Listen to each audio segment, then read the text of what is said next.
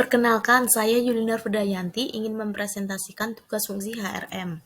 Pertama-tama saya akan menjelaskan posisi krusial dalam agen pos, yaitu seorang admin karena ia bekerja sebagai first hand officer yang secara langsung melayani dan melakukan transaksi dengan pelanggan. Untuk mendapatkan kompetensi admin agen pos, saya akan melakukan analisa jabatan sehingga nanti dapat menghasilkan job deskripsi, job spesifikasi, dan job performance standard.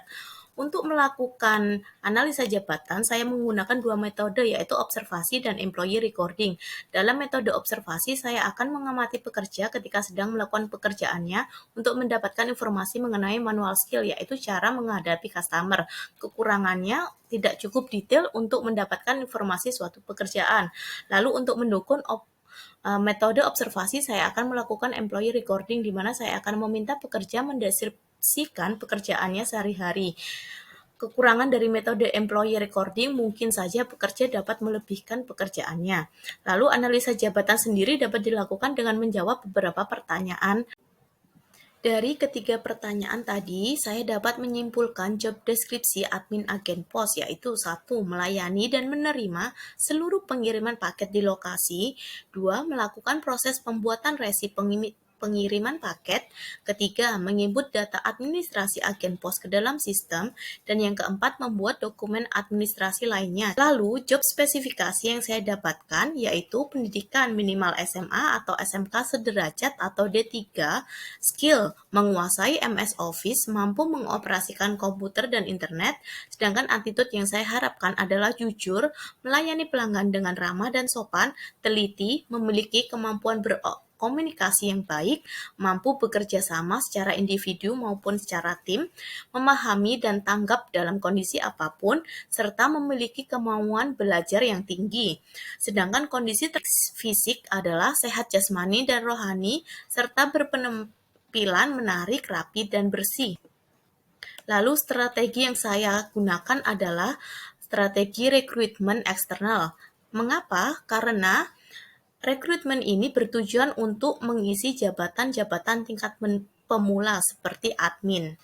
Lalu sumber yang saya gunakan yaitu sekolah menengah umum dan sekolah kejuruan, di mana para lulusannya akan siap bekerja. Dan saya juga akan merekrut mereka dari akademi atau universitas dan pengangguran juga. Sedangkan metode yang saya gunakan adalah memposting lowongan pekerjaan melalui internet yang tidak berbayar seperti LinkedIn, Jobstreet, Instagram, atau Facebook Group. Lalu setelah menentukan metode dan strategi rekrutmen, saya sampai dalam proses seleksi. Saya akan menggunakan 3 proses seleksi. Yang pertama, preliminary reception of applicant, di mana saya akan mereview CV dan surat lamaran pekerjaan sekaligus melakukan background check. Dan yang tersaring akan lanjut pada seleksi interview, di mana saya akan menggunakan 3 metode, yaitu unstructured interview, behavioral interview, dan situational interview. Pada unstructured interview, saya akan bertanya dan meminta mereka untuk mendeskripsikan diri mereka secara singkat. Sedangkan untuk behavioral interview, saya akan bertanya kepada mereka bagaimana reaksi mereka ketika menghadapi masalah yang besar. Sedangkan untuk situational interview, saya akan berandai-andai dengan mereka. Bagaimana jika ada customer yang menanyakan barang yang hilang pada saat pengiriman? Lalu untuk mereka yang lolos seleksi interview, mereka akan sampai pada final interview, di mana mereka akan menegosiasikan gaji dan benefit jika mereka diterima sebagai admin agen pos. Sedangkan untuk proses onboardingnya dimulai dengan pelatihan pembekalan oleh Pos Indonesia dan pendampingan dan pengawasan kinerja selama masa probation kurang lebih 1 bulan, di mana saya selaku owner akan mendampingi mereka selama mereka bekerja sebagai admin, serta pelatihan-pelatihan lain atau lanjutan dari Pos Indonesia.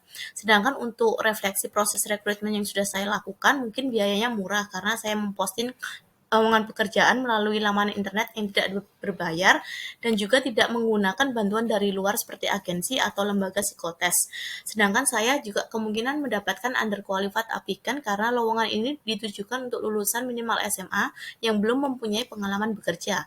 Sedangkan pada waktu proses interview dapat saja terjadi premature judgment. Begitu yang dapat saya sampaikan. Terima kasih.